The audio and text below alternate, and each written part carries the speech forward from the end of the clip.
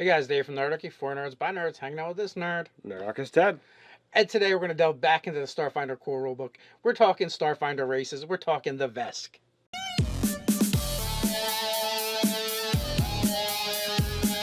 Jump down the description below where you can sign up for Nerdarchy the newsletter, get weekly gaming tips, as well as learn how to game with Nerdarchy. While down there, you can also find a link to get your copy of Starfinder as well. All right, so we're jumping back into Starfinder races, species, whatever terminology you want to use. We're talking the Vesk. We are talking Vesk. They're strong bruisers, they're hardy, not so bright, and, so they get, +2 to strength, +2 to con, -2 to intelligence, 6 hit points. But they're bumpy on the hit points. Yes, they are kind of the physical bruiser badasses of the galaxy. Exactly. We have a warlike race, but along with that, they're very honorable.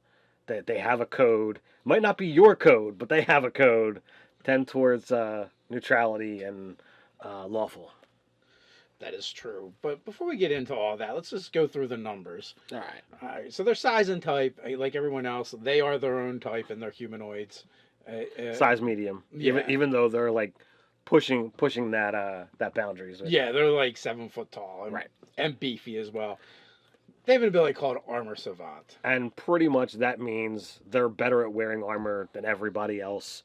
They got a +1 racial bonus to their armor class, and the armor check penalty for wearing heavy armor is 1 less. They're good at it. It looks good on them, feels good on them. They like it. They're also fearless. So that's just a simple +2 to resist being afraid. And, they're lizard folk, or not lizard folk as in, the other races, but they're lizard-like. They have low light vision. They're better at, seeing without light. They also have natural weapons. Like, this kind of stuff is always like a gimme. So they're never going to be unarmed. They can do lethal damage. It's not a ton of damage. It's only a die 3, but they also at 3rd level they get a special kind of specialization where they add 1.5 times to that damage. So they're pretty good at fighting whether they're armed or unarmed. And it speaks to the fact that they're not considered archaic weapons. So like when you're out there mixing it up with like imitation lightsabers and plasma pistols and what have you, these guys are like, yeah, I'm gonna punch you and I don't care. Pretty much. I still think it's kind of a last resort, but Well, right, but when you've been disarmed, you're not going to suffer effects because of it. Yeah, you're always armed. So as we said, they basically look like lizard folk, and they have all these spiky, spiny ridges and horns. They even have the horned beard, which is kind of cool. They do have tails. They even talk about certain Vesk developing martial arts where they use the tail as a weapon, which is kind of cool, especially like if they later at some point introduce a monk type class, or maybe there's a monk archetype in there that you can kind of slap onto your soldier class. I would totally mix things up. That when I would do my punchy attack, be like, oh yeah, I totally surprise him and hit him with the tail. Yeah. Initiate spin maneuver. Sweep the leg. Yeah. And as we said, they're like 7 foot tall, they're stocky, they're broad. The females tend to have brighter colors. And are bigger. And are slightly bigger as well. And basically the markings and colorings is kind of like how they attribute beauty. Health and beauty. Yes. So if you're, dull and blasé, then people are going to think, okay, well, you're not very attractive and you might be sickly. Now, yet again, we finally get another race that actually has a homeworld. And several, actually. So Vesk started off, and just like the Shirans, these guys are known to be militaristic and conquering. So they have Vesk Prime as the only one that's actually not listed as a number, but they have Vesk 2, 3, 4, 5, 6, and so on, as things that they've just claimed as their own, as they've pushed out into their verse and your verse to take lands that's just theirs. Right, they're conquerors. And basically, it goes up to number 6 in here, but we haven't gotten deeper than that, so we don't know how many worlds there actually are that they've conquered. And the only thing that halted their conquest was the invasion of the Swarm. So once that happened, they're like, well, maybe we need to ally with the Pack Worlds and not have this thing overrun us. And then, like, the truce just kind of held up afterwards. Potentially. potentially. Well, Depending upon how you want to run it in your game. that's true. But as the book says, where you're starting right now, there's still a truce. Yes. So they're still allies, and it's cool because now you get to add like cool lizard guys into your game. But I could definitely see there being, rogue regiments that kind of like, nah, we're gonna go back to the other way. Or it would be an awesome political game where back on Vesk Prime, there is a faction that's beginning to rise and gain momentum. Be like, nah, we need to go back to the old ways. The swarm's not out there anymore. Or hey, maybe it's gonna come back, and we need to unify all these planets under a us. strong scaled gauntlet in order to ensue that we remain safe and the universe stays as it should be. Absolutely. That's a really good campaign arc to play with. Yeah. Either as the conquerors or as the defenders. One of the things, like an underlying thread that seems to have been like throughout all the other races is they kind of don't like the Vesk. Like most of them are kind of leery of the Vesk. The Vesk actually, they're okay with most races. Like the only ones that they're kind of like meh on are humans because they think they're kind of flighty and wishy-washy and don't stick to things. And Humans don't have a norm because they're all so chaotic and different. So they're viewed as wishy-washy because this human goes that way, this human goes that way. It's like, make up your minds already. Yeah, fickle. They use the word fickle pretty much. And then the Usagi because they consider them sneaky and weak. Yes. Basically. But the other one, but like their view of the Sheeran is kind of interesting. They're like, dude, you guys got it. You're in the right spot, man. Just why don't you push a little bit? And you got the, you just need a little military in there. Like they're actually. It just seems like they're just a little disappointed in them. Almost, antagonistic. Like, come on, let's do this. You can do it. You're warriors.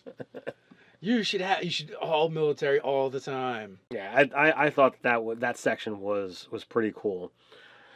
So then we get into like what makes a good adventurer for a Vesk, and it pretty much is like, yeah, be a soldier.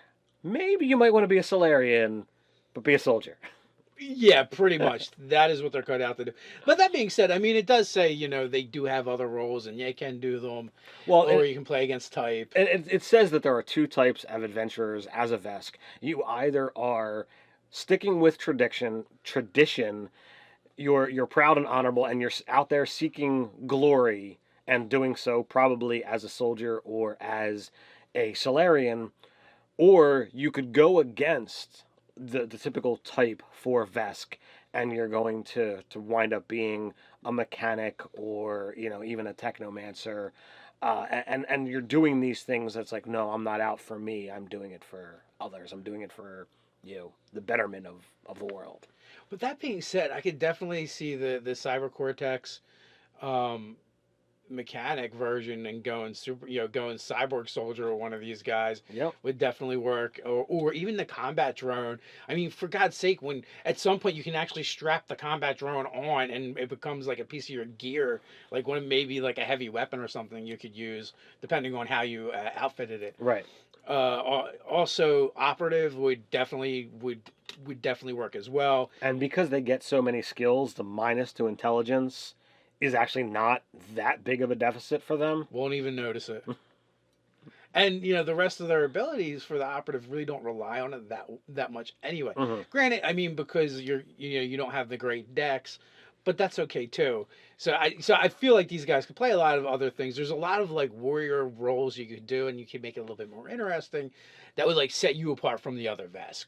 Right. Now, but that being said, like soldier is like the ideal, especially things that are evolve around strength, and there's a lot of things in soldier that do. Yeah, you combine armor savant with a couple of the soldier fighting styles, and it's a nasty combination. Well, there's even some that really revolve around strength too, so they're very useful too, where you're doing like extra damage based on your strength modifier. That's true. So yeah, like these guys are designed to be soldiers, but I think there's also a lot of fun, cool ways to use them other than being a soldier. You played a Vesk. I did. I was a Vesk Solarian in the premiere game for Starfinder.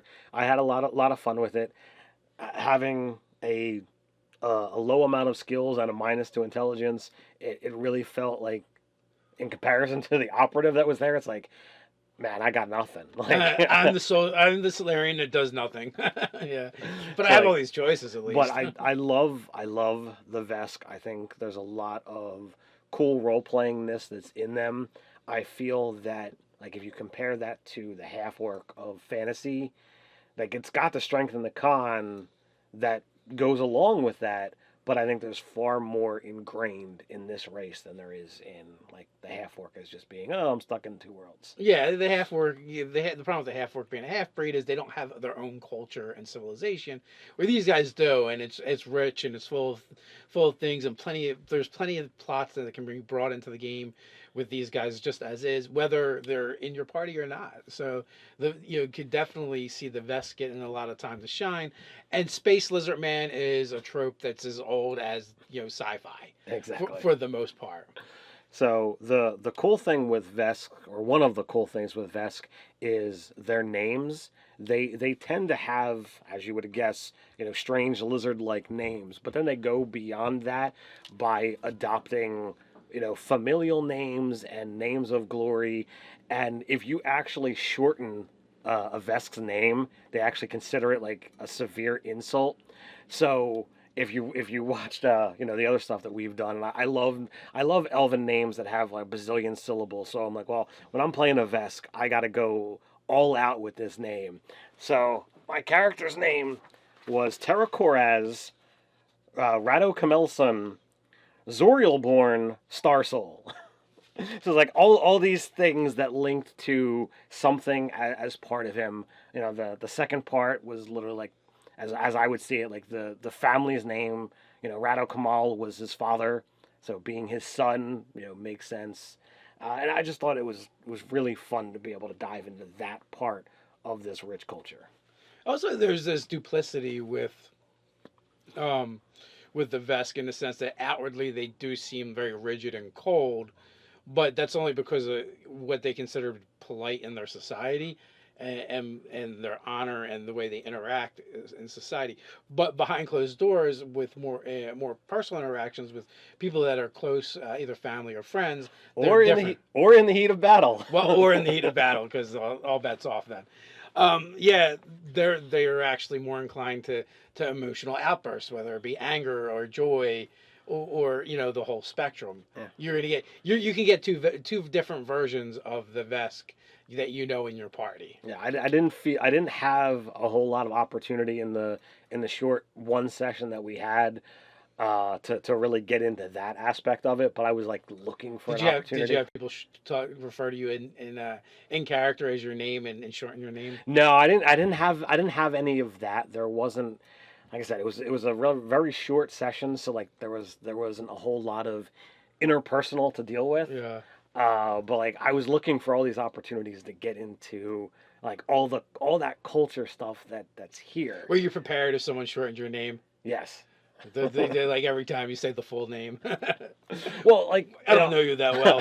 I would allow like Terracoraz. Like all right, you shorten that, and we got problems. Like, Because I could definitely see Pruitt just calling you Terra. Exactly. It seems like a Pruittism. But like to me, like in real life, I'm very fond of nicknames, and like the more syllables you have in your name, it's like, isn't there a nickname? Can we get to one or two syllables here? Can we just shorten that to lizard lips? But so like doing the opposite of that for the game, I think seemed to have a lot of draw to me. Gotcha. So, all in all, the Vesk, they look like they're going to be one of the fun races to play in Starfinder. What do you guys think? Are any of you playing Vesk in your games? Would you play a Vesk? We got a place where you can check that out and weigh in, and that's the comments. While you're down there, don't forget to like, share, and subscribe. You can support us over on Patreon. So until next time, Stay nerdy.